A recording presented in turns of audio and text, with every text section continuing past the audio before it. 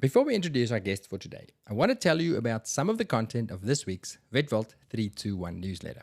If you haven't heard about this, it's a weekly newsletter where I share 3 clinical light bulb moments that I've learned from making the clinical podcasts, 2 other non-vetty things that resonated with me that week, and then 1 thing to think about, which is like a mini blog post about something that I'm mulling over. Could be vet related, but mostly it's just about life. We've just moved the newsletter to a new platform that allows you to go and read it without signing up for anything, like a blog, including browsing the archives of older posts. Or you can sign up for free, like a traditional newsletter, and you'll get each week's post in your email inbox. So the thing I want to highlight from this week's 3 clinical pearls is from a yet-to-be-released episode with critical care specialist Dr. Corin Boyd about new data that shows that a ketamine bolus can help control those intractable seizure cases where you throw all of the drugs at the patient without much luck. You know the ones. Now, I have to underline that using ketamine early on during a seizure can actually make things worse, but later on in the process, it can be the magical ingredient that you've been looking for. There's quite a bit to this, so if you want the doses and the exact when and how to use it, go and check out this week's newsletter. That's the 27th of October, 2023, or better yet, subscribe to our clinical podcast so you can listen to the full discussion, which is a total masterclass on the step-by-step process of stabilizing the status epilepticus patient. Subscription will also give you access to the full show notes, so you can use it as a reference later on when you do get that seizure case and you go, what did Corin say again about this? Okay, back to our episode. We have a lot to cover. And the reason we have so much to cover is because this episode is actually made up from 3 separate recordings with Dr. Jane Heller. Our first meeting and the first 20 odd minutes or so of this episode was recorded last year, live and in person at Vet Expo 2022, where Dr. Jane joined Gerardo and I on the pink couch to talk about what it's like to be a veterinary epidemiologist and to tell us more about her work in the antimicrobial resistance space. But I knew that we were leaving some gold on the table on that day. So Jane joined me for a part 2 earlier this year to give us an update on what's happening in the antibiotic space and also to talk about her work at James Cook University in student well-being. Except, halfway through that interview, technology let us down and I lost half of the recording into the ether.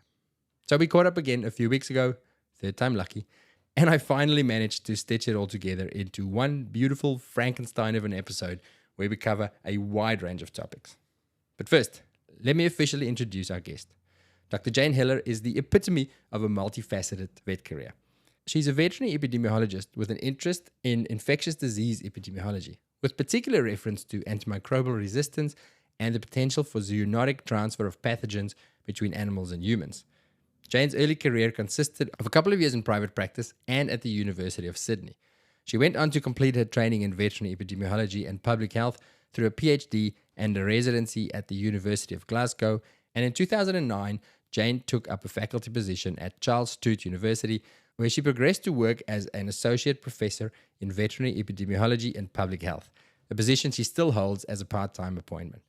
In addition to her teaching, writing, and research, Jane also implemented a wellness program for the undergraduate veterinary students and has a deep interest in supporting student and veterinary mental health. Outside of her role at the university, she's also the founder and director of Heller Consulting, her private consulting business, where she gets to utilize all of her skills for the benefit of animals and humans. In this conversation, or should I say these conversations, we cover why epidemiology doesn't suck nearly as much as you might think it does, and what a career as an epidemiologist might look like. Jane tells us about the work of the AMR Vet Collective, a not-for-profit that she co-founded that informs and educates around responsible antibiotic usage. She shares some great resources to help you achieve better antimicrobial stewardship without making your work life harder or compromising outcomes for your patients. Part 3 is all about affecting behavior change, whether it is around how vets use antibiotics or getting vet students and veterinary teams to care about their well-being.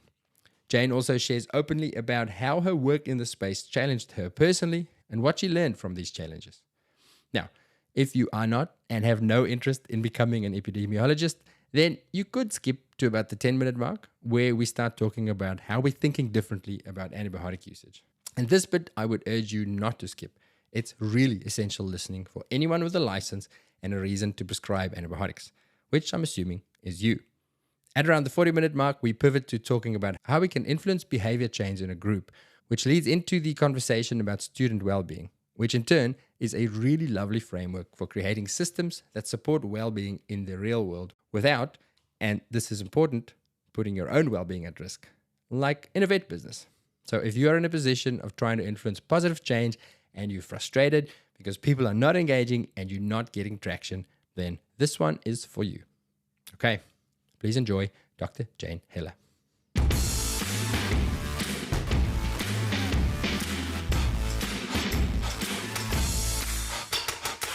Here we are, Vet Expo Day 2, heading into the afternoon sessions, and we have Jane.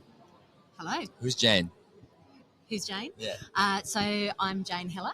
I am here from Wagga Wagga, sunny Wagga Wagga. I'm an associate professor in veterinary epidemiology and public health at Charles Sturt University for part of my time, and I have a consulting business, Heller Consulting, for the other part of my time. And I'm here talking about the AMR Vet Collective, which is a not-for-profit that I'm one of the co-founders of. AMR meaning? Antimicrobial resistance. Or that big thing. Mm-hmm. That little thing. That tiny little thing that we don't care about. No, it's kidding. Shh, don't mention it. Oh, yeah. So many things we can talk about.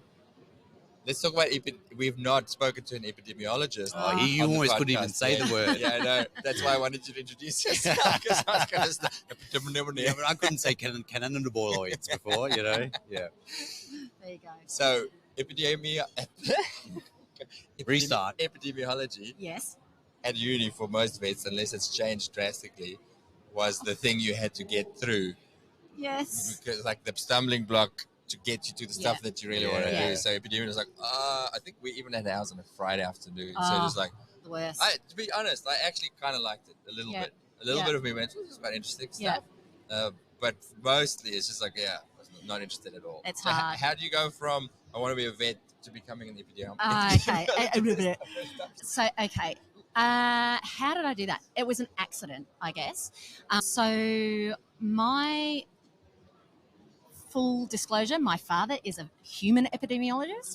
So I didn't know what an epidemiologist was. But I, like you, sat through the lectures at vet school thinking, let's get through them so that we can go into something clinical.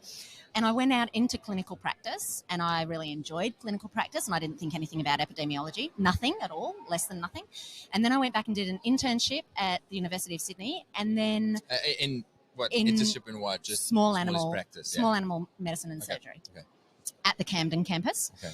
And then I started a master's looking at snake envenomation in dogs. Sorry, this is the long way around, me telling you how I got into epidemiology. And then you had to do research.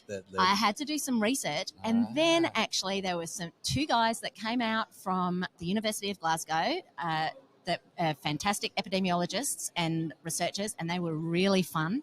Yeah. And they were really interesting. And I was like, I really like this. So it was based pretty much on people being fun and actually having an interest in what I was doing and being just having a really different take on things. So that's the epidemiologist recruitment strategy. Exactly. Yeah, they just go around the world, basically. Yeah, well, you're much cooler than I thought an epidemiologist would be. I'm not going to stop saying that word. Look, I would say that's a compliment, but I know it's not. Like, that's just like one little step up from the baseline. Nerdburgers down the bottom. Yeah, exactly. Thank you. Thank you so much. I appreciate it. So what does work look like for you? Or what has it, like, what, okay. what, let's say somebody's listening and going, oh, that sounds cool. I'm half interested. Yeah. But what's my working life going to look like? Okay. What are my options? So that's an interesting question. So I'm a little bit different in the way that I got into epi than most people. Most people get into epi from being farm animal background. Yeah, that's what I thought it was. Yeah. Okay. And because populations with veterinary science often are seen as herd populations, Yes. so herd health and herd medicine, things like that. So my background is small animals. I've never treated a large animal in my life. I did once, but anyway, that's another story and probably not to go into. But so for me, population medicine and epidemiology, it exists in human health. Every animal is a part of a population. And so I've come from quite a different background. So my interests when I started were very companion animals based. And so I was really interested in that. So my PhD was in a companion animal area, and I've done a lot of help with research in companion animal areas, but also sort of branched out into other animals as well. So for me, what my work looks like, because I'm an academic, or I have been an academic and I'm still doing some academic work, it's very much research-based. So looking at researching different issues in populations, and that can look like any sort of issue really needs an epidemiological approach at some level. Yeah. But also, I really like supporting clinicians to use epidemiology in their everyday life as well. So every time you do a clinical test, when you interpret it, you're using epi skills, and whether you think you are or not, and some people are doing it overtly and they're thinking, oh, the sensitivity or the specificity of this test is X or Y, and the predictive value is whatever. But really all that is saying is it's putting words to what people do, what experienced vets do every day. Yeah. They get a test result back and they think, am I going to believe this? Or how likely is this to actually be true? Okay. So and then reference ranges would even be part of. Absolutely. Yeah. I had no idea. Absolutely. In my head, that's statistics more than epidemiology. No, because there is a statistical component, definitely, but no, that judgment about diagnostic tests and the likelihood of them being correct is really important. You use it every day, and diagnostic tests don't have to just be, PCRs or the results of blood tests. They can be looking at an animal and seeing it's got a rough hair coat, looking at in its mouth, and all of those different clinical signs, the presenting signs, historical information, all of that sort of Signalement. stuff. All of that. They are all diagnostic tests, and they layer, and you interpret them as you go along, and that's part of your diagnostic process. We can put numbers to that. We absolutely, and I love to. Don't give me the opportunity, but the reality is that you don't need numbers. You can think about it in epidemiological terms and come out with a probability in your head that doesn't have a number attached to it. It's just, is this likely enough for me to call it? Yeah. Okay. Yeah. So that's all epi. So I could put That's a shift for emergency me. veterinarian epidemiologist. You could, absolutely. Add significant numbers of letters on my name, and it's got to be at least 15 letters in that word. Numbers Yeah. that you can't Exactly. pronounce. that I can't pronounce. So if I want to go down the epidemiology pathway as a career, Yep. so beyond academia Yep. and research, what are the applications when you do other stuff now? What's the sort of work that you're going to do? The sort of work that you do, a lot of people who work in government have epi backgrounds, thinking about disease outbreaks, how to approach them, how to prevent them, what to do. I mean, and we're in a great time for epidemiologists. I hate to say it, but there are a lot of diseases on our doorstep, and there's a whole load of people who are working very hard across all of the wonderful government agencies to try to make sure that they stay out. And if we are unlucky enough to get an incursion, to actually figure out what we need to do to try to make it as small as possible. So is it fun? Oh, yes. Okay. Yeah, it's really I fun. kind of wish sometimes that we had a podcast like this when I was a student or a new grad, because I feel like there's a whole world of stuff that people do. Yeah. And it wasn't even on my radar. Yeah. To talk about it. And a lot of it I go, that actually does sound pretty cool. But- I had all these preconceived ideas about stuff that are just completely unfounded and uninformed. But you're right, like, you don't get exposed to these things until you're a graduate. Yeah. A lot of the time. I mean, you are, because you're taught by a lot of people. Yeah. But really, and like I said, the reason I went into it was because I met these guys that were really cool and were doing great things. And on the flip side, you have exciting. an epi lecturer who's really drab and boring. Yeah. And like, oh, I know, like me, no CSU grads are doing epi. No. But it's true. It's true. Wow. Alrighty. MR. MR. Antibiotic microbial resistance. Yeah, how'd that all happen? Yeah.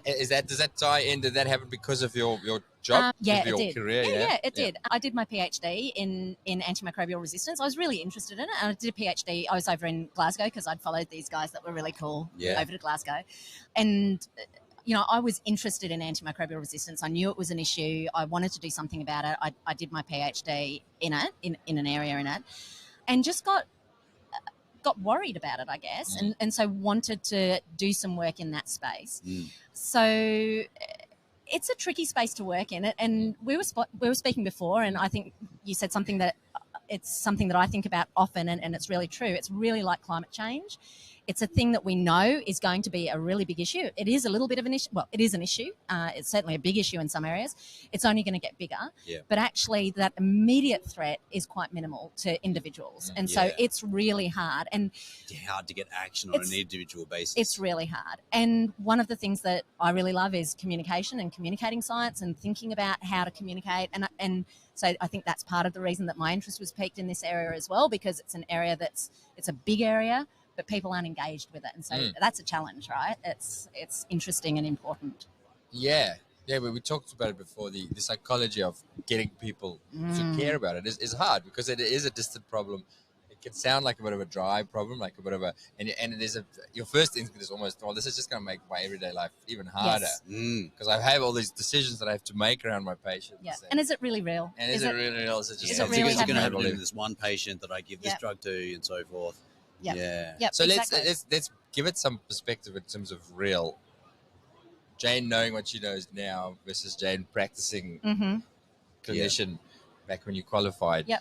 What would you say to her? Would you slap her and say, No, I would say you're doing the best that you are doing with the information that you currently have. Okay. The old Maya Angelou quote, but when you know better, do better. And I think that's probably the biggest thing, is that we don't know enough about it as graduates. When we start in clinical practice, there's a lot to deal with. And you're making decisions that are really hard decisions every day. Which type of antibiotic that you pick off the shelf, or whether you use an antibiotic, that's your easy decision, right? At the time, that seems like it's the easy decision. You're just going to do what you need to do. But the reality is that once you learn a little bit more about it, you can make more informed decisions that are better decisions. And it's really important to be able to do that. It's super important to have that capacity to actually make a decision that isn't just right for that moment where you just need to get it fixed. It's right for that moment and the next moment and the future. And the reason, so we had if anybody hasn't listened to the episode we had with Riyati Scarborough on this topic and the clinical applications of it, go back and have a listen. Please do. The resource was amazing. That was paradigm shifting for me. Yeah. Habit formation, because again, I've got 20 years of bad habits. Yep. Or let's say wrong thinking and not appreciating the gravity of the situation. And now suddenly going to that shelf and reaching for the antibiotics and going, not grabbing amoxicillin, don't go straight for the top, for that skin infection. Exactly. Just thinking about it. But I think it came from understanding these, because I said to Ray at the time, in my head, it was a problem for large animal vets who treat the things that we're going to eat. I don't eat my patients, not an issue. Yeah, it's so a really common recap feeling for us again. Why is it important for smallest vets to care about it? What's the climate change type of action that's going to happen if we do ignore it? Yeah, I mean, it's the same as in humans. I mean, anytime we use antibiotics, we are applying selection pressure. And, whether it's a companion animal or any other species, it's still potentially applying selection pressure. You're still potentially selecting for resistant bacteria. When you've got resistant bacteria, it's not just the bacteria, it's the genes as well. And we're in close contact with animals. Yeah. So we're going to get things within the animal population, within our companion animal population, we're going to get more infections. We're going to get more difficult infections to treat. So animals are going to be sicker and sicker for longer. They're also going to have the capacity to pass on those bacteria and infections to people. That happens relatively infrequently, but it's still a potential risk. And potentially to transfer genes as well to other organisms. Super important. So, if we're not interested in reducing antibiotic use in humans, which I think we'd all agree that we are, we don't want antimicrobial resistance in humans, then the same argument is there for companion species as well. I mean, they're just another population. We want them to have the benefit of reduced resistance and not having resistant organisms circulating in their population with the potential for transfer to other species as well, even if we're not eating them. Because we are cuddling them they're eating in our kitchen often and they're sleeping in the same bed potentially. What's in it for me? And okay, so let's take it down to a situation where you've got a household where you've got an immunocompromised child and you've got a companion animal who isn't sick but might be carrying a resistant bug. Now, that's a risk for that child in that setting, or for an elderly person, or for someone who's on chemotherapy. Well, just Wow. not even in a personal health or family health thing. The shift for me with that conversation was what's in it for me as a veterinarian. So we're talking to veterinarians here. Is that it means that maybe in 10, 15, 20 years' time, Yeah. I won't have those. I'll go to that shelf and go, Yeah. I have nothing. Yep. The way that I was thinking about then, it was like I'm sick in hospital with something, and then, like in a small way, I contributed to the fact that I have something that the doctors can't treat. That doctors can't treat. Yeah, that's right. Yeah. And look, let's not forget that it's really important to remember where we sit in the grand scheme of things. We're not saying that antibiotic use in humans is not an issue. It's a major issue, and it far outweighs the issue with respect to use of antibiotics in animals. Doesn't mean that we don't have an issue. Yeah. It doesn't mean that we don't have to do something. Or our really contribution won't have an impact. Absolutely. Yeah. Yep, So beyond resistance, so since having that conversation, now my ears are pricked for more facts about antibiotics. And there's more to it, and it's maybe off topic, so you could say, yeah, it's true or not, but we can move on from it. But there was that conversation with Jill Madison about the data about antibiotic use in young animals and how there's strong data in humans, and they think in animals as well, that can predispose to immune-mediated disease later in life. We go, so now when I've got that 6-month-old puppy with a gastro, like, you're not having any antibiotics for a long, unless you're really sick. Yeah. You're not having. Yeah. And it makes sense, right? You're messing around with the microbiome. Yeah. I mean, well, that's it, and that was the next thing. I'm hearing more and more about the microbiome and the importance of it and everything it does. And you go, well, every time I give that antibiotic, I'm messing with that. Yep. You know, Absolutely. suddenly, Absolutely. personally, if my doctor says I'm going to put you on an antibiotic, I want to say, are you sure? Yep. Because I have lots of little friends in my gut that I don't. I'd like to keep them. I like them. Yeah. They keep me healthy. Yeah. Wow. So, Exactly. so the AMR itself, explain it as an organization. What's it there for? How do we engage in it? What's in it for me? So it's called the AMR Vet Collective, and basically the idea is that it's an independent organisation, and we've just made it a not-for-profit, which is fantastic because it makes it independent. The idea is that we're there for vets to help them to connect to the fantastic resources that are around, and where there aren't resources, we sometimes try to fill the gap. Okay.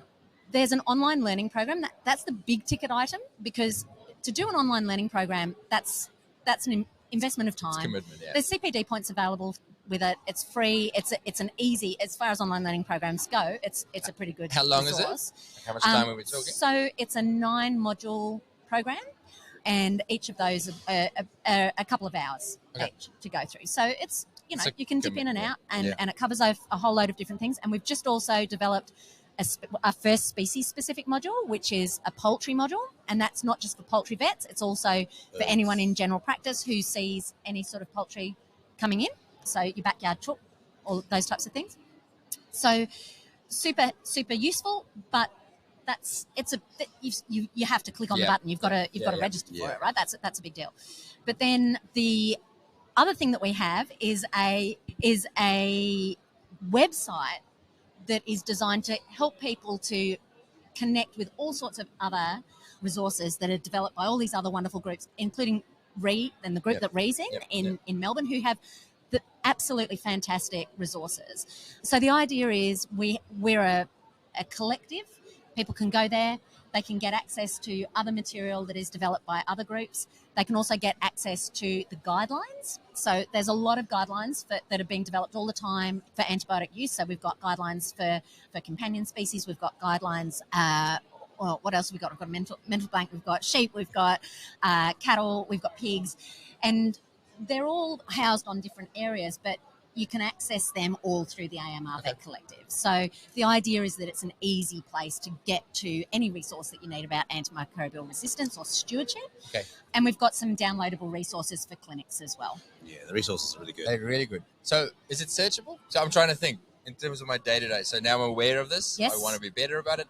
It's a Sunday shift, 11 o'clock on a Sunday. Yep. Get the 10 people in the waiting room. I've got to make a decision on an antibiotic for this patient now. I'm like, okay, I want to make a better decision. Yeah. So how do I use what you're going to do is you're going to go to the guidelines. The guidelines. But you're going to get to the guidelines through the AMR Vet Collective. I mean, you might get to them elsewhere. So I should have the guidelines printed out on the wall of the clinic. Well, the somewhere, guidelines, they're pages long. So you just probably need them bookmarked or to, I mean, it's easy just to get on through the site. Yeah. And they are very searchable. So you can just put in whatever and you can get to it. Put in cat app says cat Yeah. absent. To the guidelines. And let's just go, 100%. no. Yeah, 100%. Okay. It will say no. Yes. What about, so the guidelines, are they regional specific to Australia? They are Australian guidelines. Okay. Yes. And there are guidelines that are in different parts of the world as well. There's some fantastic ones that have been published through Canada with really, really great content. But we always recommend that you, where you can, you use regional guidelines. And so at the moment we've got Australian guidelines, so we're specific to Australia. It would be great if we had some other resources that help people to understand what was most common in their specific regions of Australia. That's yet to come. But yeah, our guidelines are the better guidelines to go to initially. So the reason it's regional specific is that because the resistance patterns are determined by what's been used commonly over the decade. And a really great example in Australia, particularly with our farm animal species, we haven't used any fluoroquinolones.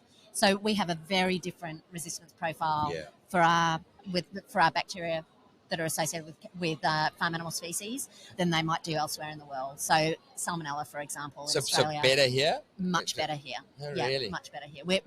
We're very lucky. The previous decisions that have been made in Australia have stood us really well. Is that my excuse for being ignorant? Because when we spoke to Jill Madison, who's Australian but living in the UK, and we did that episode on antibiotic choices, sensible antibiotic choices, and she's also a big she's great. And she said something about, and sort of offhand, and of course we never use Endo. And I was like, well, hang on, we never use Endo. Why? We use it all the time. And she's like, what? Yeah. You don't know about it. Is that because it's a different pattern here, or should it be as big an issue in Australia I think as well? probably so we don't use it in farm animal species. In companion animals, we've probably been a little bit slack. And the UK is probably a little bit ahead of us in terms of that kind of restricted kind of use and cascade system that they use and what have you. But that's not to say that I think when I first started in clinical practice, and I have not been clinical for a very long time now, and bearing in mind we've got some great clinical people who contribute, I'm not the clinical person, I'm the epidemiologist, but when I was first in practice, it was Clavulox and Enrofloxacin. And if Clavulox didn't work, then you used it. There was I didn't have any great thought process going into it. And I think that's changed a lot. We've still got a long way to go, but I do think that it's shifting. I do think when I qualified first, but now it's cool again, because when I qualified first, it was sulfurs. Yes, nice. And because Clavulox was a new drug and that was expensive. So you go for the cheapies first, and only for the bad ones we go, well, now we're going to go for the expensive ones. And then it was like, oh no, that's not cool. Don't use those rubbish antibiotics. Use these are the norm now. And now it's going back to those old ones. Absolutely, the old ones are good if they're indicated. And that's why the guidelines are really good, because they'll let you know for the issue that you're looking at, what is useful and then what is the lowest level of importance. So you can make really good informed first line decision, basically. Can I you asked a question about when you're in practice and you're looking for resources. Please do. I just want to point out that one of the big things that we're trying to do is make it easy for people to get hold of resources and also to see news resources that are coming through. And to that end, we've got a social media presence. So we've got Facebook and Instagram, and also LinkedIn and Twitter, but I'm not very good at Twitter, so that's still emerging. And we're really keen for people to follow us on that, so that again, that's an easy reminder that we're there. And it's an easy way, again, if you can't even remember where the site is, you can remember on your social media that type in antimicrobial resistance and it will probably come up if you followed it. What's the sort of content that you're putting on there? What sort of content? We remind people of what we've got. So our resources, at the moment, we've got lots of shareable tiles that are aimed at clients about why we might be making changes to what we're doing with antibiotics. So the idea is that clinics can just click on and share that straight out on their clinic Facebook or Instagram page. You mentioned the tiles, the shareable tiles for the clients, because I think that in response to that episode, it actually generated quite a lot of conversation on some of the vet social media things. I don't know if you're aware of it. People sharing it, saying you need to listen to this, and then watching the comments in there from vets going, very interesting, but no ways, I'm not going to do that. I'm not going to not give an antibiotic in this scenario because I'll get in trouble if that goes wrong. I'll get it. Which is really, I think that's a big reason why. It's one of the big stumbling blocks. Absolutely. And how do you talk to the clients about it is a big thing for me. But what I'm finding in trying to be better about it is that people are totally open to it. So instead of going, here's an antibiotic in case something goes wrong with this wound Yep. or that abscess or name the disease, without discussing it with the owner. I would have just given it Yep. to cover my ass, really. Yeah. Now I'll go to them and say, look, this is what's wrong with the animal. This is what's going to happen to it, potentially. Yeah. It will probably be fine with this, and this without antibiotics. 2 years ago, I would have given you a course of antibiotics. Yeah. If you're going to feel much more comfortable if I give it, I will. But these are the reasons why. And I'll say, because I'm learning more and more throughout my career that it's not without consequence. It's not completely harmless for your pet and for the greater picture. So if you're okay with it, I'm going to skip on the antibiotics for now. Yeah. If I'm wrong and that does become an issue, these are the things to look out for. Then by tomorrow, that's going to be red, it's going to be pussy, or these and these and these things. Then I want you to come back, and then we'll do an antibiotic. Are you okay with that? And I've never had somebody say no. Yeah, never had a that's single perfect. person go, no, just rather give me the antibiotics. Yep. Which is astounding. I'm So amazed with it. that's a perfect description of delayed prescribing, and it's absolutely what we want people to do. Okay. And we're really keen to help people to do that. And you know, we're one of our plans is to develop some scripts for people, Yeah. and it's exactly You can use that What if you want. Thank you very much. Yeah. I'm just going to write that down. We'll put it on the site, and people can access it. But that's exactly right. I mean, it's really hard to start to change what you do. You as a vet, you get really good at what you do, and to change it and to get a new script and to use new words in familiar places is so hard. And you know, for anyone who's listening to this, if there's things that you think that would be useful for yourself or for other veterinarians, we want to know about it, because we want to be able to help people to make that change. And we've got the platform that we can develop things and put them on the platform that people can access. That's, you know, really important to us, is that we're doing what it is that vets need. So, you know, huge call out for people to let us know if there's something that they can see that would be useful, like conversation scripts, you know, like handouts, what they think that it might be useful to have on handouts, what they think it might be useful to have on shareable social media tiles. Yeah. Those types of things we're hugely open to. That's awesome. Cool. That's good. Right. Let's wrap it up there. But we'll get you Excellent. back Thank on. you so We'll talk much. about more stuff, but not today. Fantastic. Right. It's been great. Thank you Alluding for joining to us. amazing other topics that you'll have to we've listen got to later. We've got to talk about. Jane is very into student well-being, vet student well-being. Yes. But that's a big topic, so we'll tackle that as an official episode. Lots to say about that. But Thank you, we'll Jane. join in. Okay. Thank you. G'day. So, Jane, part two of our discussion, of our conversation, separated by how many months? About 9 months ago, we had our last chat. Long time ago. Sounds like much has changed for you personally. We'll get to that in a second. But let's talk about the antibiotic stuff first. It's become a thing for me through the podcast and through the interviews and the people I'm meeting. When I had that first conversation with Ree about responsible antibiotic use, that was like the road to Damascus moment almost, of like, oh shit, The aha moment. Lots I need to learn about this, which has made me curious. And we've done a few more clinical episodes about changes in how we use antibiotic with people who do this, such as yourself, for a living. What's new for AMR since we spoke last time? Has anything changed? How's it going with the whole awareness? Okay. So new bits and pieces all the time. In terms of the AMR Vet Collective, we still mooching along, trying to get as much information out to as many people as possible. We think we've probably reached saturation with people who are interested in antimicrobial resistance. But as you well know, it's the people who haven't necessarily thought about it and been engaged in it before that are our next target audience, that are the really important group for us to speak to and to encourage to take an interest and spend a little bit of time thinking about how things could change. Yeah, it's just getting their attention. It's just literally because, as you say, if you're not interested, if it's not on your radar of something that's important, then if you see an article or a heading, or you see, oh, there's a podcast on this, you're going to go, not for me, I'm not interested. Skip, I'm not going to listen. Yeah, scrolling by. So how do you catch them? How do you engage them? I'm sure you feel it big time. But again, since I've become interested in this, to me, it's like, oh, duh, this is what the smart people are saying. This is what we should be doing. And then some people in the profession for a while, and often those are the guys who are the hardest to reach, who go, yeah, that's not good for me. And I find that, they're just averse to it. And you want to go, but it's science.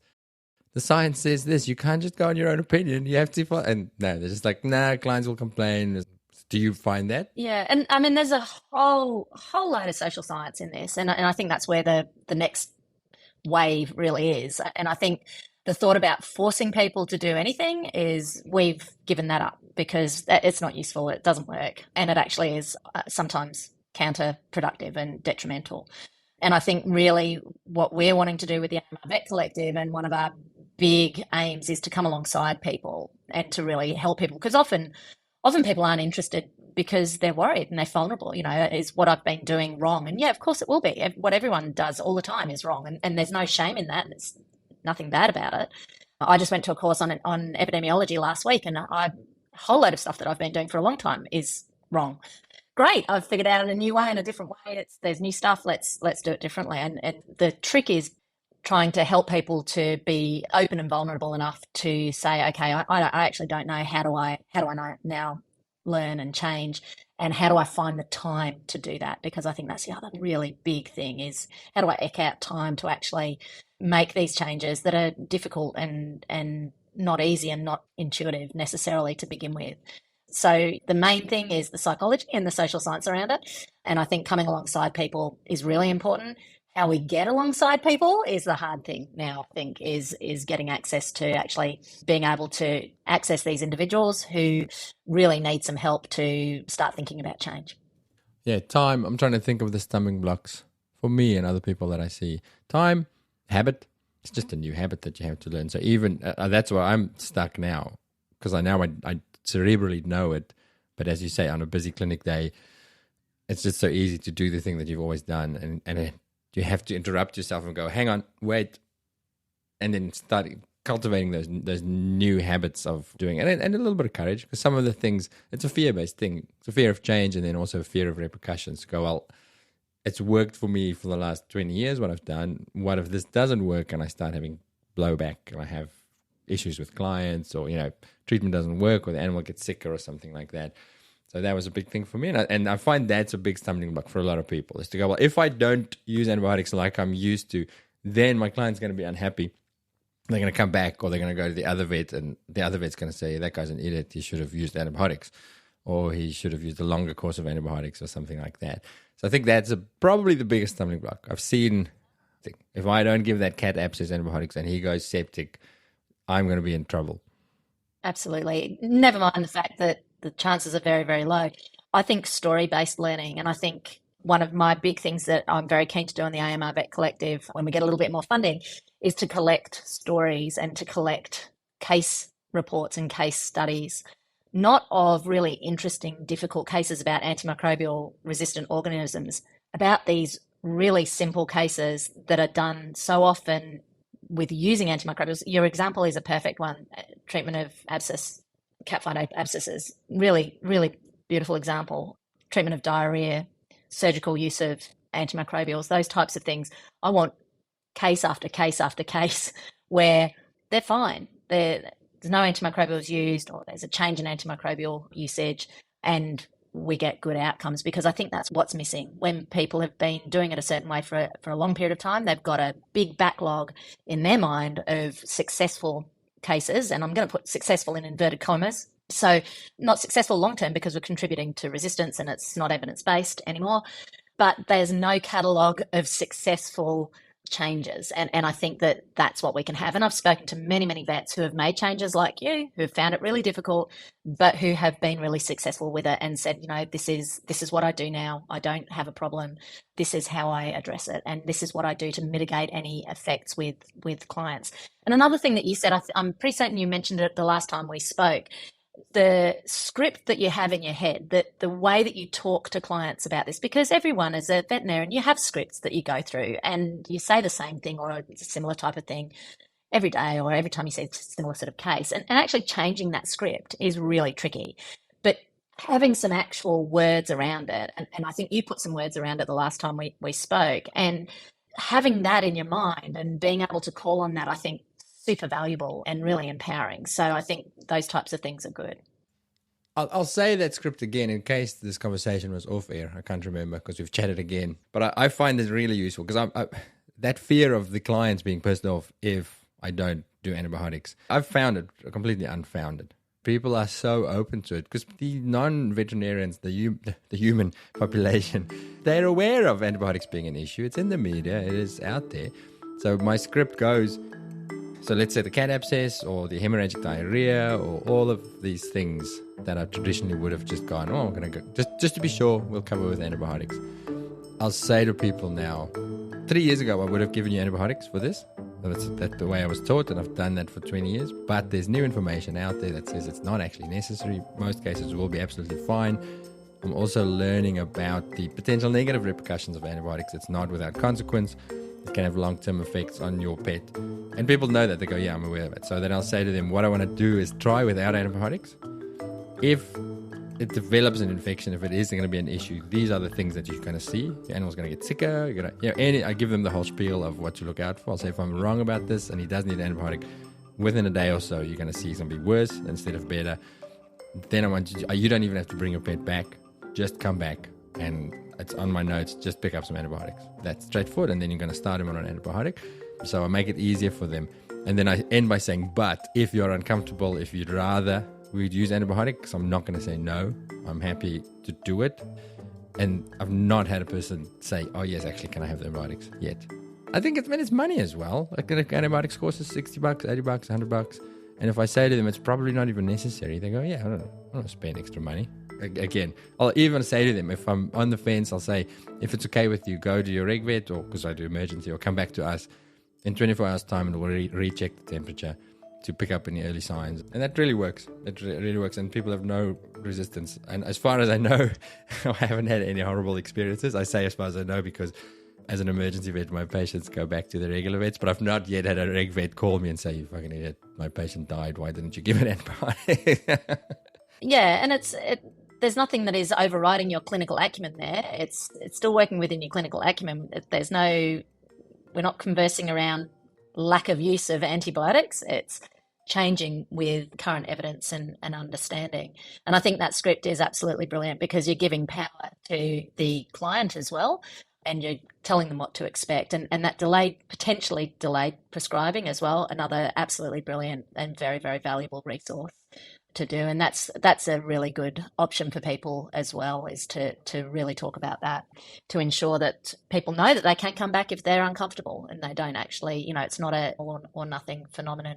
There's a little bit of security in there for people who are trying to make a change. I think it's fabulous. Interesting, because again, I had a clinical conversation with Prof. Steve Epstein from UC Davis, who is an emergency specialist, is into antibiotic stuff, and he did a talk at VEX couple of months ago about duration of antibiotics coming from the human medicine, because again, that's they're leading the charge in this whole thing. The human medicine guys are ahead of us in their thinking, and just how short you need it for. So pneumonia causes in human medicine, and he's saying he's been doing the same for 2 years in his patients, 5 to 7 days of antibiotics. UTIs, the simple UTI, 3 days. 3 days of antibiotics, treat until the signs go away, and then stop. And let the immune system take. That's such a paradigm shift, because we were literally taught the opposite of saying full course, otherwise you're going to get resistance. And now they're saying, no, just treat until the signs go away and then stop. It's a big shift. It's hard to actually get your head around. But I had the experience recently where one of my kids got a really bad middle ear infection. Same approach, because I'm nervous now with my kids with antibiotics, because we had another discussion with Prof. Jill Madison about the potential repercussions in juveniles, animals, on the immune system, on potentially predisposing them to autoimmune stuff. So now with my kids, I'm paranoid. I'm like, no, don't put them on antibiotics if you don't have to. And I was so pleased that the GP said, no, middle ear infection, mostly going to be viral, and they have found that even if it is bacterial, it resolves maybe a day earlier with antibiotics, but it resolves anyway without antibiotics. So we're not going to give antibiotics. So it's just to see it out there in the human world as well, like that same approach helps me with my decision-making around it. We were talking about how there is resistance to the message, right? People stuck in their ways, or go, oh, it's not relevant to me, or I've done this for 20 years and I've never had a problem. You talked about a system of thinking about changing ways of thinking. Yeah, talking about the trans-theoretical model of behaviour change. Talk us through that, please. Yeah. So since we started the AMR Vet Collective, we have been using and relying on the trans-theoretical model of behaviour change, which is pretty well known in social science and marketing circles. So we're coming to a profession that's got a really broad range of people. Okay, so they're moving from not even thinking and knowing that antimicrobial resistance is an issue or not contemplating it. So that's a pre-contemplation stage, through the contemplation stage where they kind of have an understanding, to being prepared to take action, then taking action, and then being in maintenance. So the same message is not going to fit all of those people. And so for us, it was really important to develop both resources and messages that essentially helped people to move through each of those stages. So essentially, if we're going to send out a whole lot of information about prevalence of antimicrobial resistance in different disease processes, different pathogens, that'll work really well for those people who are already taking action and who are already interested in antimicrobial resistance and it's on their radar. But it will probably actually switch off people who are not at all interested, those that are in the pre-contemplation or the contemplation stage. Too much. It's overwhelming. So for us, it was really important to be aware of that and to have those different messages that actually helped people to move through from whatever step that they're currently on to the next step, if that makes sense. So you've got to cater for very basic messaging about, hey, there's this thing that maybe you should be aware of, to pique their interest, to go, oh, wow, I didn't know that. To then saying, and I imagine on this particular topic of antimicrobial resistance, where a lot of people will go, okay, I hear you, but I'm too busy, or it's not that important, or you're making a big deal of nothing. And then, as you say, it's kind of switch off almost, going, I don't want to. Absolutely. That I feel like is almost the hardest group to go. Oh, all right, absolutely. now I've informed you about it, but I see that you don't really believe me, or you're not taking it seriously.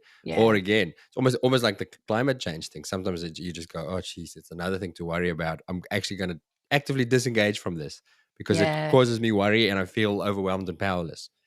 Yeah, look, I think that analogy is absolutely perfect. And that's the way that I tend to think about it. And the climate change thing is just, it's perfect, because with antimicrobial resistance, it's the same thing. What you do today, you can't see a tangible outcome necessarily right at this point in time. And sometimes you'll even see potentially a negative, in inverted commas, effect insofar as you get pushback from the client, or it's not just a set and forget. The real outcome is long term and it's less tangible. So it's much harder to actually make those changes when you're not immediately seeing a tangible positive effect. And so I think that's a really good analogy. It's really hard. It can be really super hard. And it's not just necessarily what we're saying, it's also how we're saying it as well. It's the type of messaging that we're giving that is really important to be varied for those different steps. And again, as you can imagine, with climate change, it's a completely different message for those people who are willing and prepared to take action versus those that are still, no, is this really an issue? And do I really need to spend time and effort and energy on it? And particularly, like you said, in an environment where you've got, I mean, vets are smashed. We know that. They're hugely busy.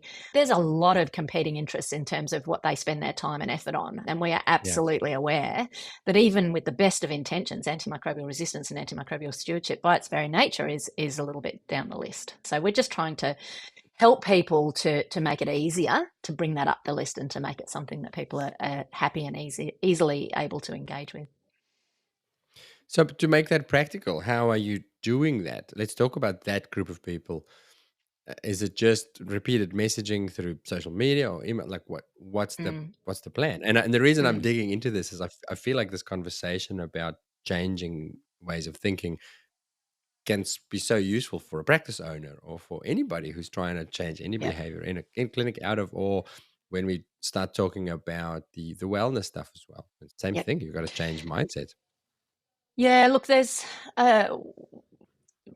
we've tried a few different things. Number one is getting the message to the right people. That's the first and most simple aspect of it. And again, the reality is we have a fabulous social media site which has a whole load of things that we put out on that. It's links to our resources, examples of what's being done elsewhere. But the fact of the matter is, if you're in the pre-contemplation or even the contemplation stage, it's unlikely that you're going to link with that. You're not going to be following us, because why would you?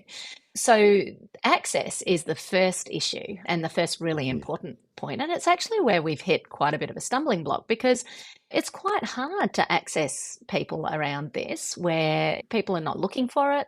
People are not necessarily engaging in it, even if they do see it. And what we need to do is to actually go through sites and areas where people are not necessarily expecting antimicrobial resistance and stewardship. And then we have to get the messaging right when we do go through those pathways to actually get people to sit up and think that it's something that might be of interest and of use to them, and not necessarily banging on our drum, but actually just implementing it within the message that people might be interested in something else. So people are often interested in how to treat certain disease processes. Of course, that's something that is tangibly useful to them. And if we can get a small amount of messaging through that is helpful to people who are treating their patients, then that's hopefully going to be a win for everybody. Competition for people's attention. It's not an not an easy race these days, right? To get in front of people and to maintain attention. Yeah. Yeah. Okay. I was just going to add the other thing that we have is we have an online learning program, which is numerous CPD points are available all for free. Very easy win for people who are looking to do CPD. And no matter what your interest is, it's useful. It's done in a way that is engaging. And we're hopeful that, again, if people come across it, that will be something that is of use. I can easily get a couple of CPD points for a couple of hours of online, free online, mooching through something that is actually going to be useful when I'm considering cases in the future. Where do we find that? It can be accessed through the AMR Vet Collective website, or it can be accessed directly through its own website, which is www.vetams.org. So 2 different ways of getting to the same thing. So. Okay. I'll put a link to that in the show description. Fabulous. And the show notes as well. All right. So the topic that I alluded to before, again, talking about changing mindsets and that, and we discussed when we chatted to at Vet Expo ages ago, a year ago, about your work when you were still involved with the students was it at Wagga? That you had a role in, that you were involved with the student wellness support, mentorship, and not just clinical teaching as well. Is that right? When you just describe the position that you held there, or how it integrated with your role? Look, when I first started at Child Sturt, which was a long time ago now, 14 years ago, after a couple of years, I started getting a little bit disillusioned, because we were seeing these absolutely fabulous, vibrant, vivacious kids turn up in first year. They, like we all were at one point in time, absolutely busting to be a vet, so excited, could not think of anything better. And then I'd see them as they go through, and I'd see them turn up in fifth year, and they didn't look the same. They didn't have that level of excitement. And not just about vet, it was about the world. It was like they were a bit beaten. And I thought, surely we can do better than this. Surely we can support these guys to thrive a little bit more throughout their degree, because we all know that finishing the vet degree, it seems at the time like an end point, but really it's the beginning point of the rest of your career. And if you're crawling across that line, it's no good. You really need to be leaping across it and sort of ready to take on the world and be in a really good space. And what you learn at vet school really sets you up in terms of wellness for the rest of your career, because if you can't manage your wellness within vet school, really it's out of the frying pan and into the fire. You're really at a disadvantage moving into the career. So I thought long and hard about it, and I was very lucky enough to work with a fabulous colleague who at the time was working as a research assistant and still does work as a research assistant, but she has fabulous psychology background. And I did an undergraduate degree in Bachelor of Science, majoring in psychology before I did veterinary science as well. So I had an interest, and I'm not qualified as a psychologist, that's for certain, but I had an interest in human behaviour. And we got together and thought, look, it would be fabulous if we could set up some sort of program that actually supported the wellness of these fabulous students a little bit better. And I had some conversations with colleagues at different universities and was introduced to a program that was at Vanderbilt University in the US and actually aimed at medical students over there. that was looking at trying to support their medical students better with all of the reasons that I've just discussed. So we developed what we called the Odyssey program, which was basically a program that talked essentially to students around wellness and encouraged them to do 3 simple things: work hard, play hard, and be kind. And it's as simple as that. We just tried to set up some structures around it. And we essentially, the year that we started, we got very excited, put this program in place, and then realised really quickly that what we were doing was putting a program in that was excellent for middle-aged women, which is what myself and my colleague Lynn were, and pretty useless for anyone who's not a middle-aged woman. We were like, oh, this is going to be awesome. Anyway, the students very quickly kind of were like, yeah, we're not loving this, we're not loving that. And we very quickly realized that what we needed was the students to run it and to have full buy-in. And so we pivoted. I have to interject here and say, this reminds me of what we just said with the AMR because they don't see the immediate outcome of it. Yeah. They're disinterested in it. But the reality is, before they know it, they will be middle-aged women and men. And men, yep. You might be absolutely. 24 now, but you just wait. It's coming. Yeah, exactly. It's nothing you can do to stop it. So yeah, no, that's exactly right. And it was just that way where you just and also you think it's just a no-brainer to think that we were a little bit simplistic, thinking that we were going to be able to do anything. And it's obvious, no matter what you want to change, you need the buy-in of the people who you're trying to help and to give strength to. So anyway, we ended up having this fabulous group of individuals that represented a number of different years that came on board, and we ended up being the facilitators, and they were the ones who said, look, it's this time of year, this is where we're getting issues. I think we should be thinking about supporting our students in this or that way. And a few of the things we did, it ranged from simply holding barbecue breakfasts on the week before exams. We had a cake auction where people made cakes in all disgustingly beautiful forms of veterinary science. So we had kitty litter cakes, we had brain cakes, we had you name it, we had it, dog food cakes. So it's absolutely fabulous. And then we'd auction them off and everyone would eat cake basically and have a fabulous time. We had groups that were intended to cross years, so first year and third year groups where people got to know each other really well in these small group environments. And the idea was that whatever you're going through, whatever pressures you've got in whatever year you're in, so let's say first year when they started, the other people within your cohort have got those same pressures. But if you're engaged with people who are in a year above and they've gone through those pressures, they've come out the other end, they can give you a little bit of insight into it, then that's going to be supportive and helpful, and they can give you some strategies. So yeah, holistically, we saw a massive change in the way that the students approach things and just the way that the feeling within the vet school over the 5 or so years that it ran really well.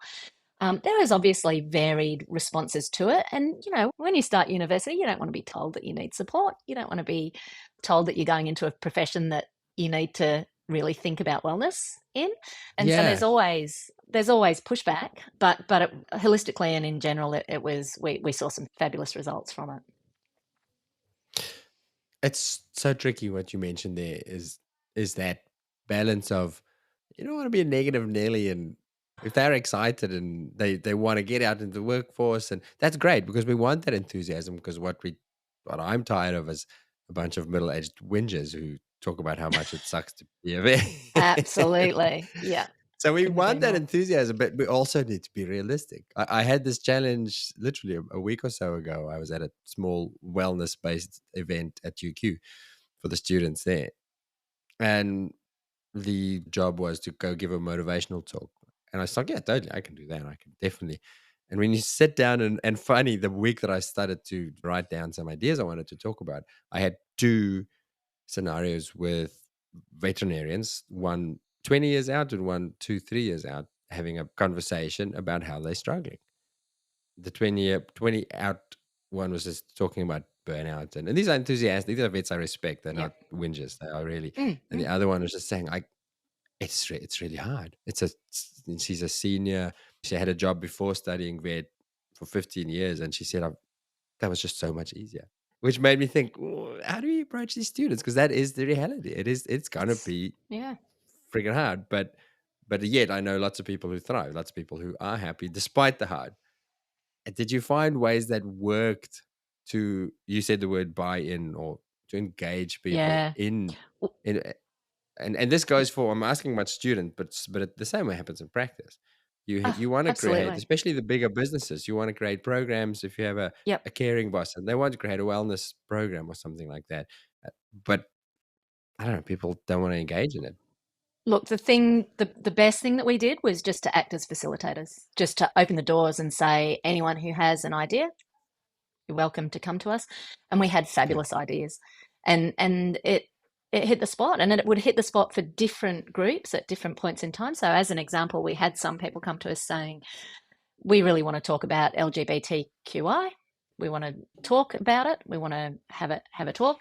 And so we set up actually it was a sort of a lunchtime seminar session, and we started off with the LGBTQI chat, and that was fabulous and was just so good for staff and students to come and to listen to issues and to just get a little bit more understanding about what issues were still present, and issues that I had no clue were present in a regional environment that aren't necessarily present in a non-regional environment. So that was absolutely mind-blowing. And then we had people who had families who wanted to organise to develop a group with other families, and so we just facilitated it. And then there were these little offshoots where people connected with each other, and then they went on and did their own thing, and we weren't micromanaging it. We were just giving people a voice and giving people the capacity to actually connect with others and to raise their hand and say, okay, I'm struggling here, and I need others to talk to about this. So it's all these different kind of areas that came out of the woodwork just because we gave a platform essentially for people to do that. And I think that can be done in practice as well. And the more that people are able to connect, the more protected they are, is the bottom line.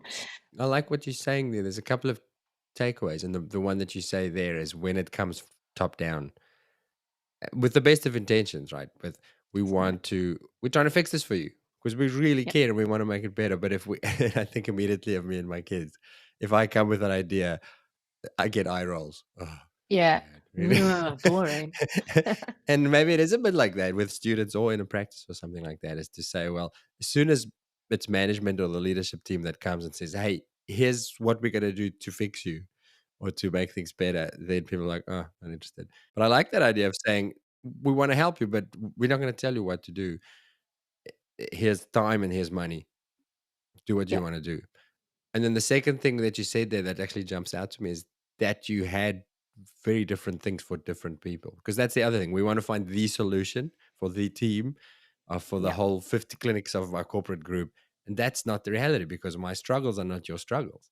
Yep. And also maybe that's an expectation thing from people rolling out programs like this, is you want it to be a massive success. And a massive success is all 200 employees were into it, and they're probably not going to happen.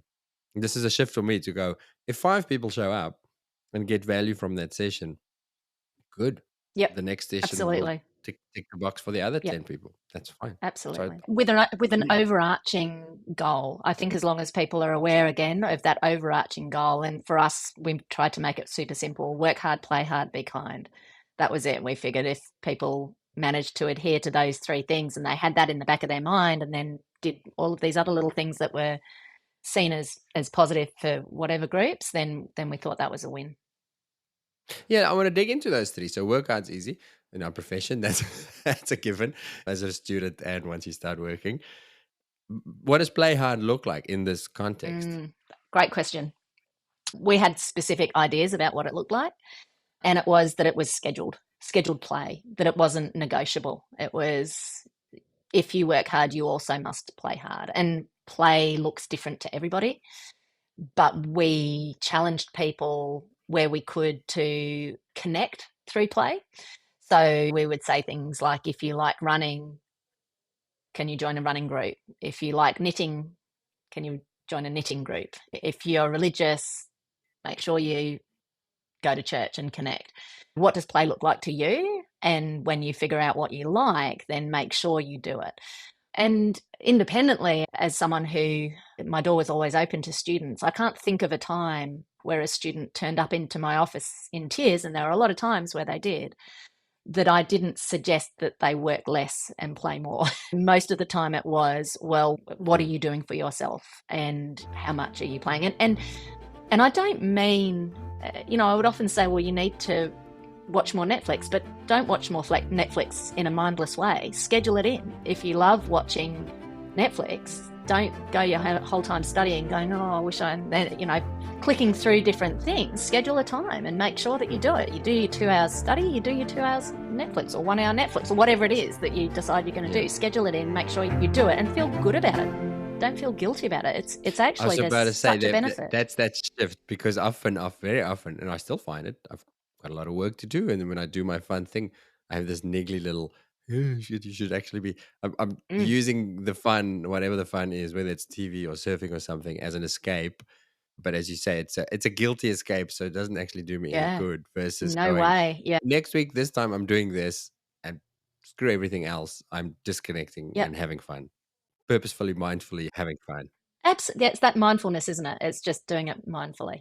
And then beyond just getting the message out there that you need to remember to have fun.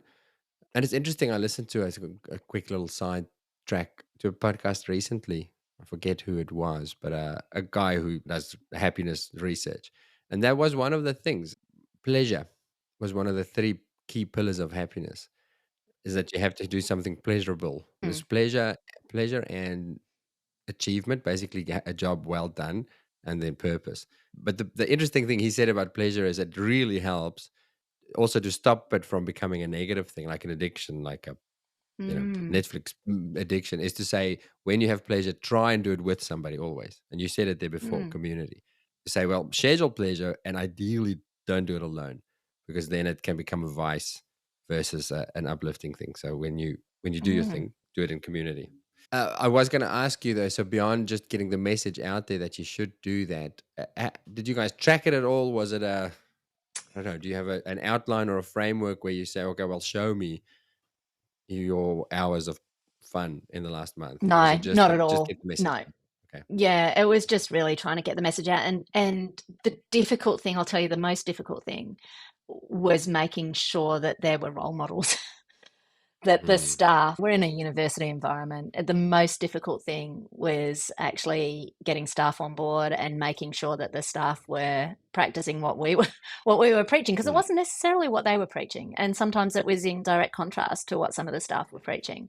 And there used to be some feedback that some staff members were like, well, if you've got stuff outside of uni, then you need to get rid of it, because you won't be able to pass this degree without putting absolutely everything into it. So you're working against that kind of traditional view of things, and that was really hard. It was really hard and particularly because I'm preclinical epidemiology, which is my area. I'm not in a set of overalls. I'm not at the fun, sexy end of things. So whatever you tell students before they get into those clinical years is often replaced. And that goes for antimicrobial stewardship as well, I must say. But certainly those 2 things, wellness and antimicrobial stewardship, no matter what you say in the preclinical years, it's what people do in clinical practice that really, really has the impact. I just pulled up a quote here that I wrote down the other day from a book that says, the immediate influence of behavior is always more effective than that of words. So again, instead of saying that, no, show me how to have a balanced life. And that we are so bad at that in the vet, or certainly if I think back to my university days or in work days. But at university, our course was all about, they talk about the hidden curriculum. The hidden curriculum it used to be. Yeah. Sacrifice is the key thing that you have to do. Sacrifice your family and your alone time and everything. That's the only way to be great at this job. And absolutely. That was what I was taught. Yep, it's still there. It's still there. It's still there. And it's so damaging. And it's very hard to change it. Very hard. And then you wonder why we keep having the same freaking conversations, right? About what's wrong with the vet profession? Why we say the right things, but then we don't do it. Yeah. And the reality is it is very hard to do. It really is. And it's hard for numerous reasons. In the university system, it's hard because finances don't support it. It's hard because people have made a life for themselves around it. And then who are you if you're not that person who is sacrificing all the time? You actually have to redefine yourself on a personal, individual level. That's really hard and really confronting.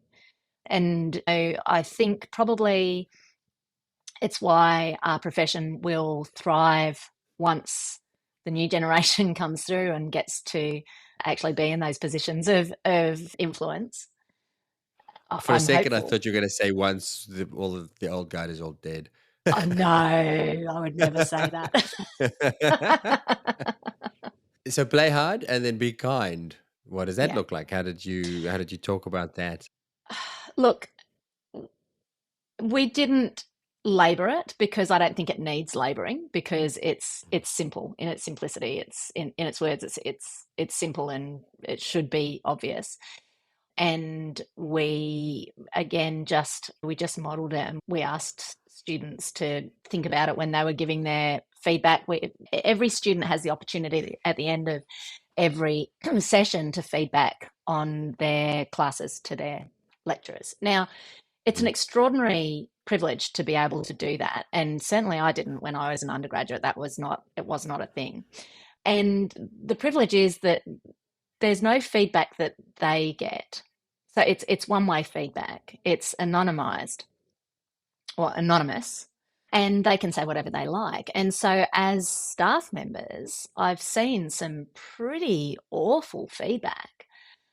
And I don't think that the students, I think probably now they are, but certainly when it all started, I don't think they were aware of the effect and the circular effect that had on their education, because it was pretty extreme. So there were discussions about that, and discussions around how their feedback affects and what it might look like, and how to create positive change through that feedback process. So that was all around kindness. But that was a specific example. But we run a problem-based learning program within 2 years of our curriculum, and we historically had a lot of group-based issues. Group work, you say group work, anyone who has ever done group work, you sort of break out in a cold sweat when group work is mentioned. So this wasn't specifically a part of the Odyssey program, but it was certainly from the same people who were doing the Odyssey program. We developed a strategy where there was group feedback and discussions around group work. And those discussions were very intentional discussions around why people might not be contributing in the group setting. And historically, people would mark each other on how well they were contributing, and there would be loafers and people who were the wording around people who weren't contributing was always really negative. So we changed that, and we would have this feedback. We would have feedback where people wrote things and submitted them. Then we would have a group conversation, and then we would have secondary set of feedback. And the way that we framed it was, what's going on for that individual who might not be contributing? Everyone knows it. There's someone who is not doing the work. And it was always, what do you think's going on for that individual? How can we support them? What is it that we can do to actually figure out why they're not contributing, and what can we do to help them? And every single time, there was a really simple explanation and a really simple solution. For example, you've got a group where everyone's had some form of experience with horses, except one member of the group. So you have an equine case. That member is already disadvantaged, and they already feel like they can't contribute, and therefore they have a shame response or some sort of response that makes them not only not contribute, but be really quite negative around it.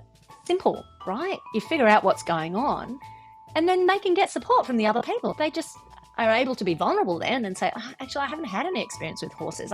And then you can address it. And then all of a sudden, this person is able to contribute, but they're able to contribute in a modified way or a supported way, or they are able to identify what work they need to do to bring themselves up to speed. It worked every single time. And we actually had groups that were absolutely humming by the end of that process, because they had just learned how to support each other. So instead of criticizing someone for not contributing, they were asking the question of why might that be and what can we do to support it. What a extremely valuable lesson. Like you're teaching cognitive empathy. I heard the phrase the other day, empathic imagining. I like that. I might not feel what you feel, but I'm going to try and imagine what are you feeling, what's making you behave. Yeah. And what a great lesson for vets, because that's one of my soapboxes is the clients suck, clients are terrible, stupid people with the stupid animals, which is so damaging to you as a practicing clinician. Never mind what it does to that relationship. But teaching that approach of, okay, well, what's going on for this person? Why is he being such a knob? Or why are they not giving the medication? That's such a useful skill. Yep. Yeah, really good. I'm interested, you mentioned earlier that there was some, when you guys got these students to structure their own program and bring the issues that they want addressed to you, you said there are a few issues that completely surprised you. Can you think of any? Can you remember any that you thought, oh, I didn't even consider this as a problem? I've mentioned it before, but the one that really stood out was the LBGTQI.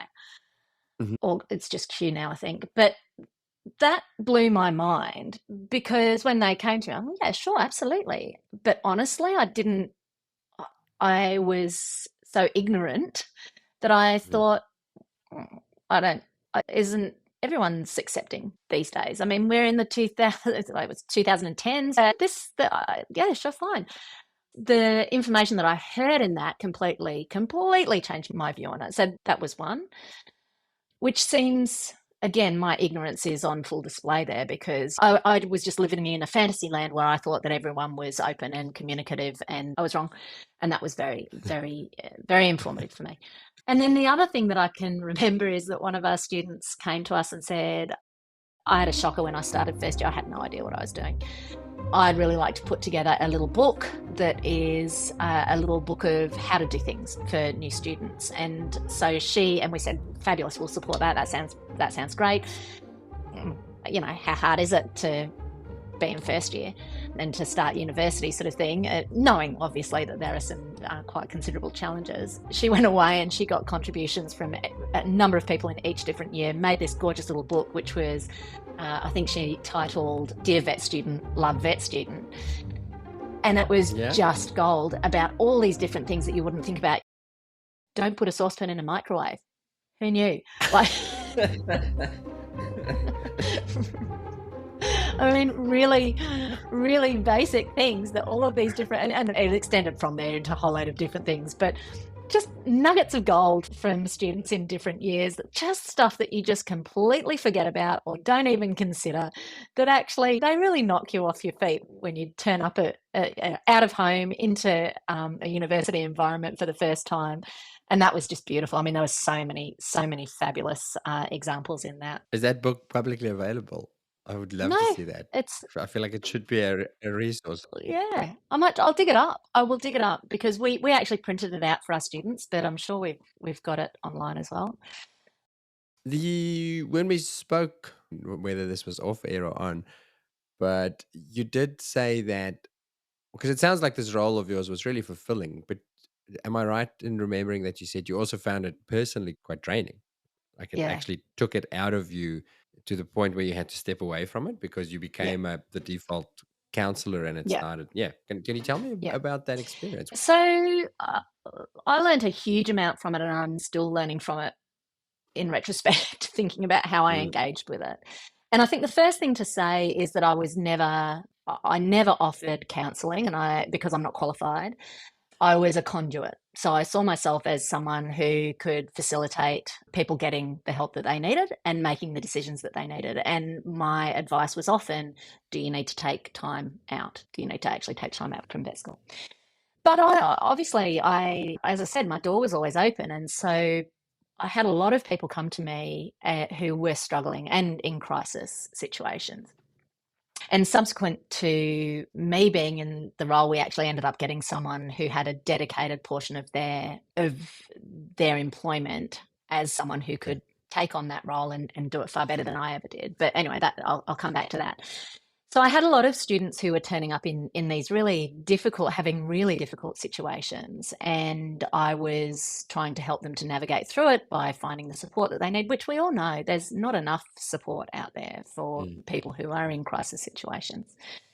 And I didn't have enough boundaries in place. I think I can say that now. And I wasn't aware of what I was taking on at the time. And I had a family in a situation where I had a teenage daughter, which is always challenging. Anyone who's ever had a teenage daughter will know that it's challenging, but it's also confronting insofar as very important that issues aren't brought into the home that you can't manage. And for me, there were some really severe issues that our poor students were dealing with some really horrendously poor outcomes, unfortunately. And I found it very difficult to keep that out of my home environment. And I found it very difficult to engage in it without getting too involved. Like I said, these were my issues and my boundaries that I hadn't put in place well enough. I had varied support from the university, but universities they struggle, and they struggle to understand. And I'm not talking about the school; I'm talking the university in general. Struggle to understand the extent of issues that veterinarians and veterinary students face. And so I didn't really have the support that I needed, and I didn't feel like I could advocate for that support. Which again, that's an issue with me. I should have been able to do that. I should have felt like I was able to do that. And I ended up actually burning out completely. So I dropped back. I actually put my resignation in, but to the credit of my head of school at the time, he said, well, let's talk through this. What can we do?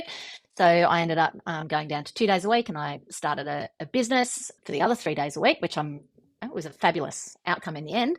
But it took me about 2 years to recover from that. It was a really, really bad time for me, and I felt extremely guilty for burning out and for leaving, because I felt like I was really letting down a huge number of people in many different ways. And again, that's probably perception potentially rather than the reality that I can see now. But, again, a really good example of what you said before about that sacrifice and that mentality that we often have as veterinarians, where it is about self-sacrifice, which it absolutely should never be.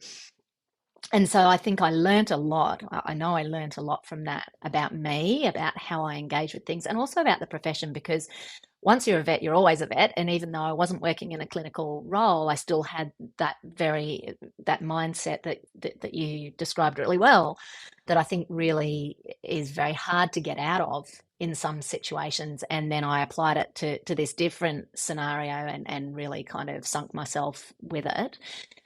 The positive thing about it is, as I stepped out, we did manage to get some funding. We'd always struggled with funding for a dedicated individual who was there then 1 day a week to essentially triage students who were struggling and to understand how to help them. And that was absolutely fabulous. We lost that funding, which was a really negative thing, but we've just applied for it again, and we've got some really great support, and we're hoping to get it all back online again.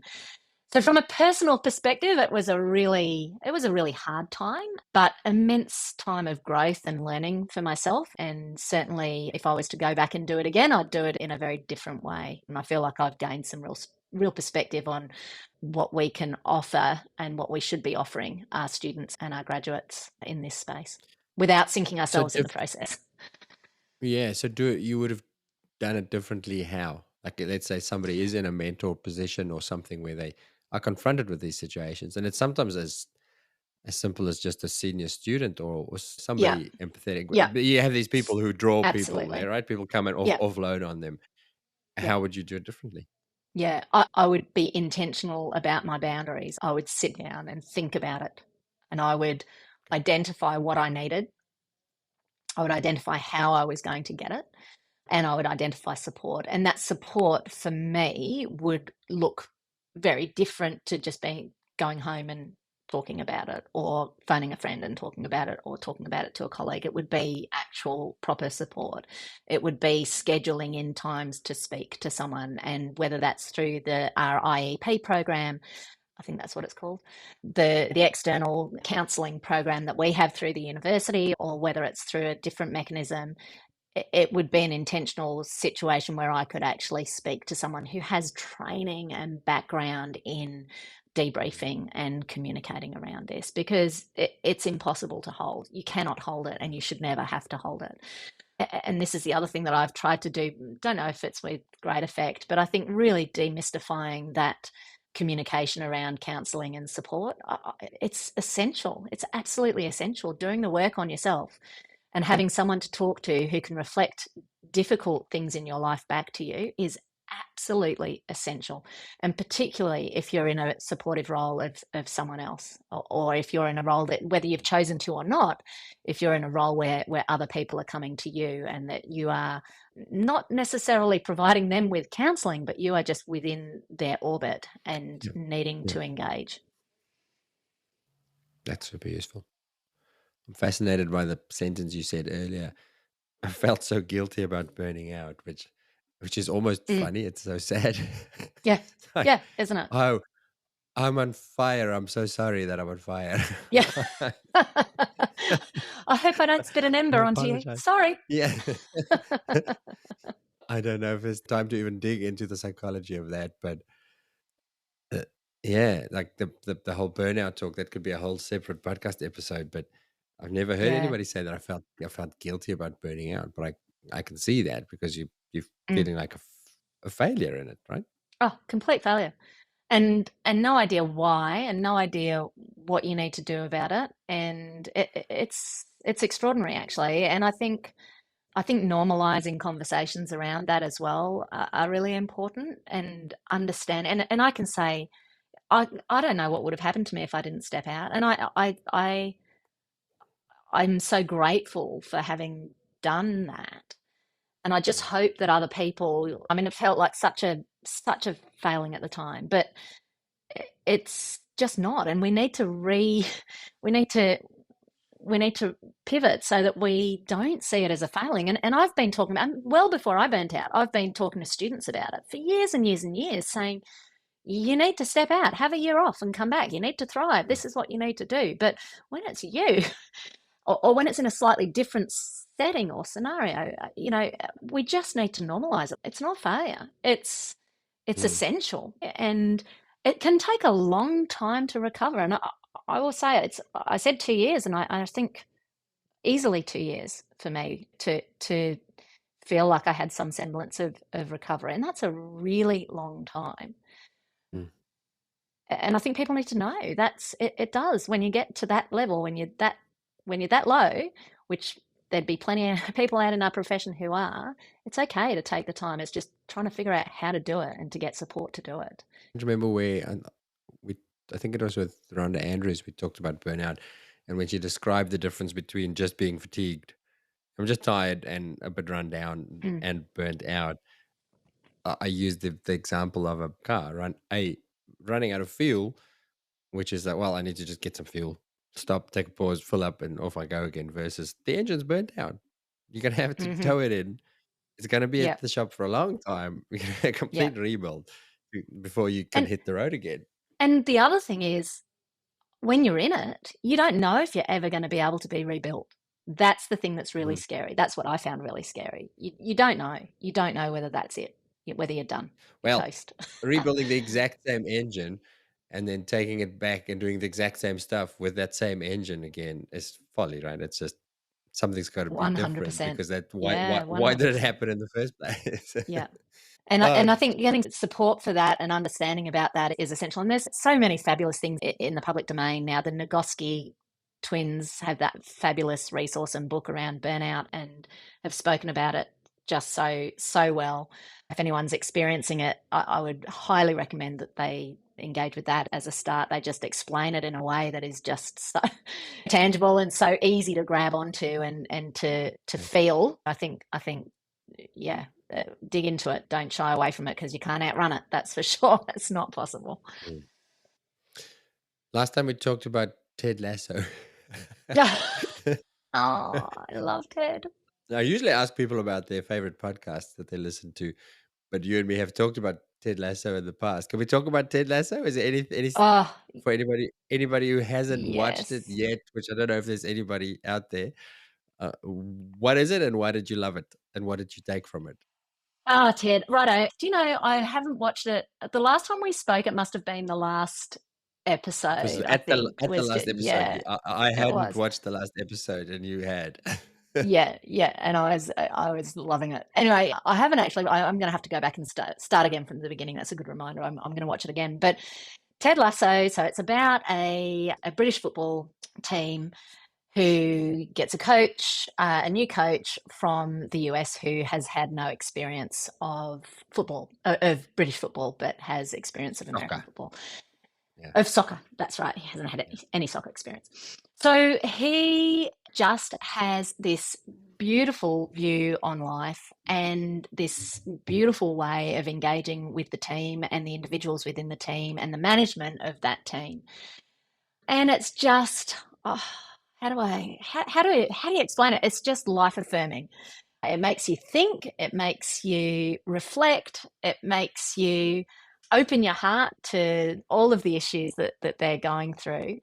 And it just is all about teamwork and support and digging into the tricky bits of life, I think, probably. How would you explain it? It's interesting when listening to you trying to explain it. I think the reason it resonates with you is it's because it is about work hard, play hard, be kind. Mm, That's what the yeah, series is about. yeah, you're right. It's funny you said about rewatching it. When I traveled recently and they had a couple of episodes. The first couple of episodes was on the in-flight entertainment. I was like, "Oh, let me watch it again." The first series is a masterclass in leadership. So it's a cool story and it's funny and it's all these things. But and I actually started writing on the plane, and now I'm going to have to finish it. I started writing an essay about leadership lessons from Oh, series one of nice. Ted Lasso, and then Yeah. I think series two is about personal development because then he goes through a rough time. Ted kind of burns out, doesn't he? So yeah, just a leadership, teamwork, and a lesson in work hard, play hard, and be kind. Mm, nice. And Rebecca. Rebecca, Oh yeah, Rebecca, I'd like to be like Rebecca. I'm just going to put it. I'm not quite so mean. She's mean at times. I don't like that about her. But yes, she's fabulous. who wouldn't? Female role models there. Absolutely. All right, Jane, let's wrap it up with the. Well, is there anything else that I've missed out on? We've had so many discussions. I forget that what we haven't covered. Is there anything on your heart that you'd like to get out there? No, I don't think so. I don't Think think so. about I think that's... antibiotics. Don't just prescribe antibiotics, fools. Yeah. Yes. Take home message. Think about your antimicrobial stewardship. That's right. Okay, so your one lesson to all the veterinary new grads of 2023, a little bit of advice for their life around their vet degree. Yeah, okay. I've got a head start in this because I usually am the person who's standing up the front of the dinner for our vet students when they finish their final year. So I have had the opportunity to think about this before. Two things. Number one, fail. Make sure you fail. Make sure you can fail. Make sure you are able to deal with failure in a really positive way. Know that you will fail. Understand that it's a part of life. And if you haven't managed to fail yet, make sure you do manage to fail and figure out what it takes for you to fail well and to learn from it. That's super important. And number two, define what you want your life to be like. Sit down and think about it. The non-negotiables and the negotiables, and then anything that's non-negotiable, make sure you don't lose that.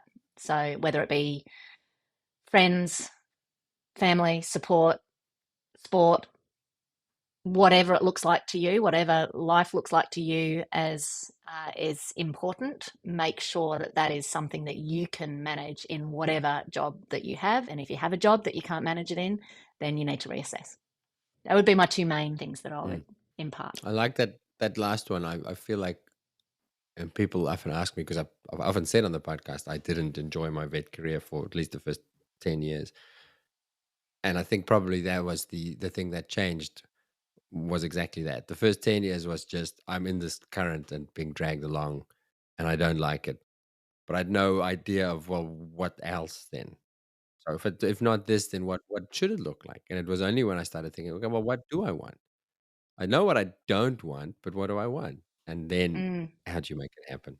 It's such a critical Yep. lesson. Yeah. And I think there would be so many people like that. I feel exactly the same way. You know, unless you're challenged to stop and think about it, you just don't. Mm. And then regular review, right? To say, well, I said I wanted Absolutely. this, and I started moving towards it, and now it's another 5 years. And hey, hang on, I'm not doing that thing that I said I want to do. Yep. Pivot again, Yep. change it again. Yeah. Yeah. Get someone to hold you to account yearly. Jane, thank you so much for making the time again for round 3. I can't wait to get this out here finally, out to the world. And good luck with the antibiotic microbial stuff. I think in the previous episodes, I'll put all the links to all of them. If there's any new sites or new resources, please send those to me, and I'll make sure that they're in the show description, the show notes, to make sure we get that message out in front of people. But thank you for everything that you do, both with antibiotics and the life skills. Oh, thanks, Stu. It's been great chatting to you.